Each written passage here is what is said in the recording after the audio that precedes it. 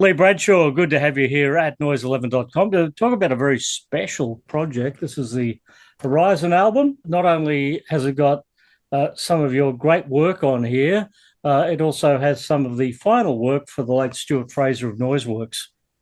Yeah, it does indeed. Thanks, Paul. Thanks for having me again. Take two. It does indeed. Yeah, sorry, nobody knows that. That's a secret, right? Trade secrets. Yeah. It's all show business, smoke and mirrors. Yes, indeed. It did turn out to be Stuart Fraser's last album recording, and that would have been about 2015. And at that time we were also making a film of the making of this record, and which. Some of that footage has been included in our new video single, and it's just great to see Chet in full flight, because it was made just prior to him becoming ill. So it was really great to see that again, and of course the other guys in the band, Garsed, Angus, Burchall, my longtime collaborator Rich Panaia from Western Australia. It's really great after all these years to see that coming out, and my thanks to the Pop Preservation Society guys as well for passionately pushing ahead with it, because it was a project which, when Chet, for those of us who knew Stuart all called him Chet, when Chet passed away about five and a half years ago now, it was a real head scratcher in terms of what do we do with this record. He was so passionate about it, and it was really so much of what the record is now, and how we, or at least how I've tried to complete it, is based on his ideas and his concepts, and including like the album art and the way that the way the band is presented, and down to the song choices even, and the fact that we had the record mastered up at 301 by Leon Zervos, which was Chet's idea. But the fact that he was so passionate really galvanized the unit of musicians. I know Angus and Brett and Chet had all been playing together for many years before they were working on the Horizon project with me, and well, they were all in the Farnham band at one point. Farnham band, of course, and for Horizon we were able to capitalize on that musical synergy, which is testament to the fact that we actually recorded the record pretty much in a day, with the exception of my vocal overdubs, but all the band tracks were pretty much one day in the studio, because that's what they sound like. And the songs were chosen after probably 18 months, maybe nearly 2 years of writing sessions that Chet and I had been doing for a new record. And I don't know how I can't really remember how we got into the conversation, but it was his idea. We'd been doing shows, and he said, some of these songs are going really, really great live. Why don't we don't have these songs recorded with this lineup?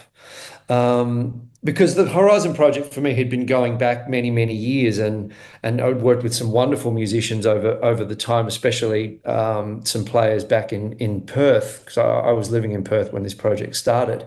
Had some wonderful musicians: Pat Reale, Quentin Edmonds, Stuart James. But this Melbourne lineup with Brett and Chet and Angus, we hadn't recorded a lot of the I suppose seminal live tracks, and so that was the idea, and we went into the studio and they played, and there you go. And I mean, again, like, it's just testament to their unbelievable musicianship. And I guess you've got the nucleus of the John Farnham band there, but in this instance with Horizon, you're the voice, Lee Bradshaw. Try and understand it. That's amazing. Oh, thank you. That's true. I am, and the guys from Pop Preservation Society are very excited about a show that they've announced in August for us to do. And I'm quietly packing death because it's been 10 years since I've been on stage, let alone, sung outside of a studio. And, I'm not sure I've got all those notes anymore, but we'll see what happens. I've got Congratulations on very, using very the term good packing support. death. I don't think I've heard the term packing death since I left school in 1975. Yeah, well, that just shows our age, I suppose. You don't look it, Paul. Now, the songs on the Horizon album are all your songs. Were they written for Horizon? Tell me about the creation of how these songs came about. Well, some of the songs date way back. There's a song on the record called "Head Like a Hydro," which I think that's from like 1999. And a lot of the songs I had recorded in various versions with various different kinds of musicians, as I touched on before, over the years. And I think every song on the record, with the exception of maybe one, has been recorded probably two, three, and in some occasions 4 or 5 times. Um, there was a project back in the 90s, which was kind of my attempt at doing a Nine Inch Nails type of thing called Sable Ash. And that project was the first time I recorded Head Like a Hydro. But I kept these, I believed in the songs. And I suppose, my background is classical music, and mostly what I'm doing now is writing, concert music in a classical music space. So I don't think of songwriting in the same way as I don't feel like it's necessarily associated with like a release cycle, and it's like once this song's out and on a record, it's finished with and you move on.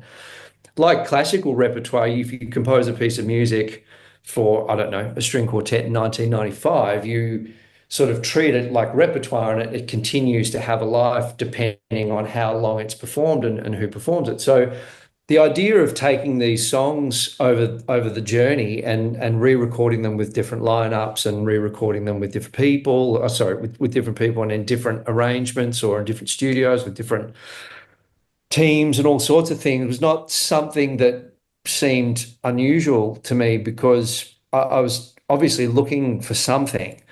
And so Chet's idea to record the songs that were really working at shows with this lineup, that appealed to me, because it's like, well, if I've been challenged by the prospect of whether or not I've executed these ideas the best way, I can't really ask for more than what I can get from these musicians.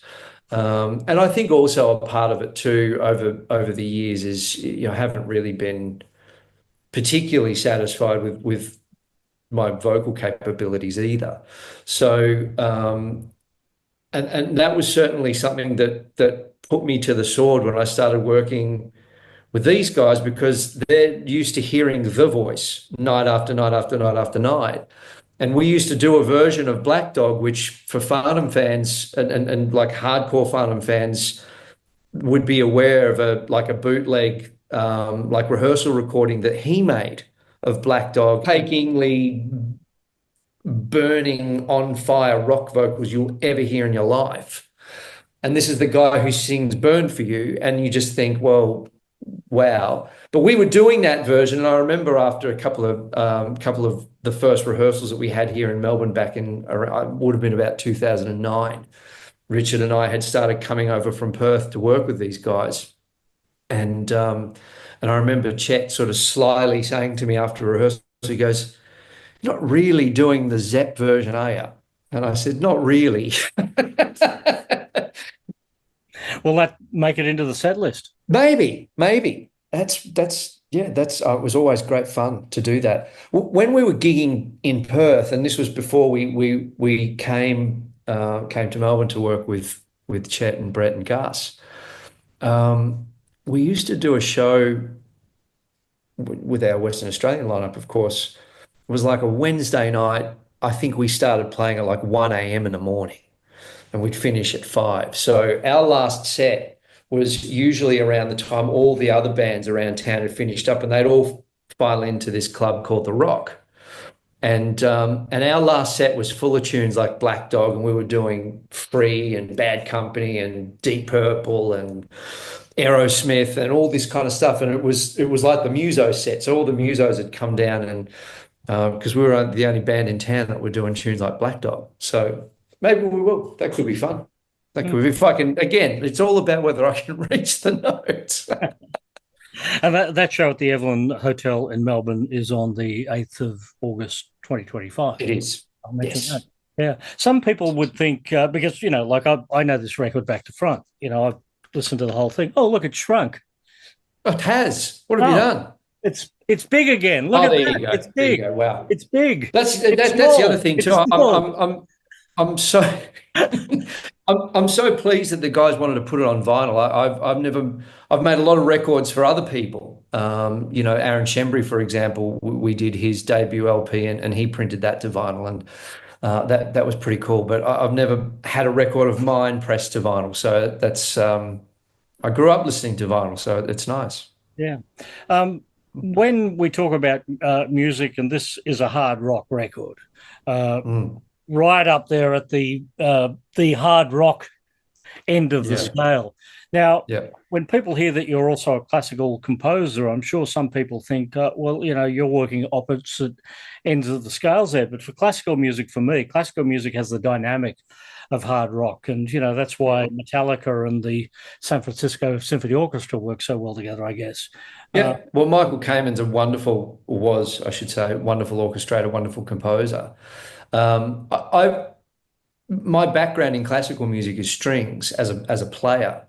Of course, as a composer, you write for every instrument, but I suppose I kind of have a bit of a string filter in the way that I think, and of course, guitars are string instruments too, but especially electric guitars with the addition of distortion and amplification.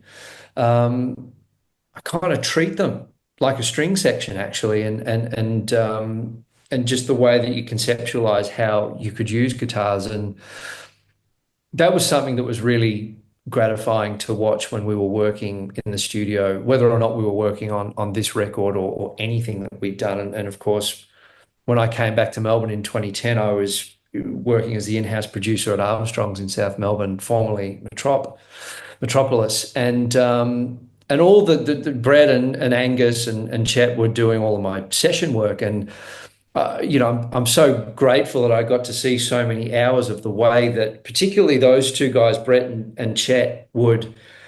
It's like, you've got two guitars, four hands, and one brain. It's unbelievable. They never, ever got in each other's way, and they were just like this guitar Maximus instrument. And that's what I love about what they've done on this record is you sort of you hear this kind of, I don't know, four-dimensional guitar arrangements in every track, but even more than that, I really hear the identities of each musician, because despite the fact that particularly Bretto is known for playing in the Farnham band and Angus as well, but Chet, of course, has Noiseworks in addition, and I know Brett went away and did Nelson and has done a bunch of other things as well as his own solo work. I think what I really love about what Horizon affords those guys is the material allows them to actually tap into their almost like their Genesis influences. And when I say Genesis, not the band, but like Brett grew up listening to Ritchie Blackmore, and I reckon you can hear that on this record. And Chet for me was always like a Malcolm Young or a Mike Campbell blend or something like that. I'm not sure. There was a lot going on with him, and obviously later years he got into other things like jazz and stuff. But you sort of hear those primary influences are really quite present in the way that they approach this material, and obviously because, as you said, it's hard rock, and I'm really pleased that you hear that heaviness, because the songs are pretty dark and sort of abstract. But even with Angus, who grew up deeply inspired by Deep Purple, the Ian Paice thing, I mean, you can really hear that in the way that he plays on this record. and that's pretty cool.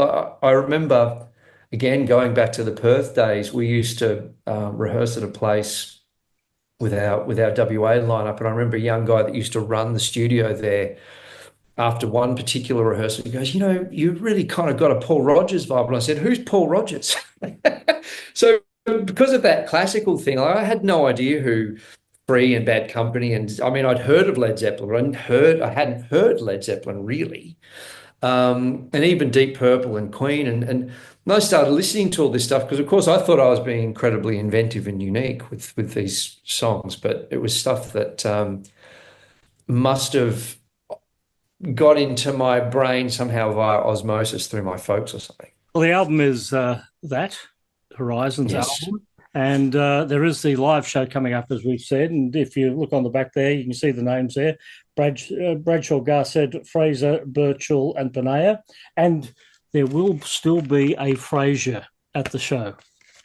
I really, really, they will certainly be there, and I'm really hoping that Liv, Stuart's youngest daughter, hardcore Noiseworks fans may have occasionally seen her get up and play with Noiseworks. She's a great young guitarist, and I know that she hasn't done a lot of guitar playing since her dad passed.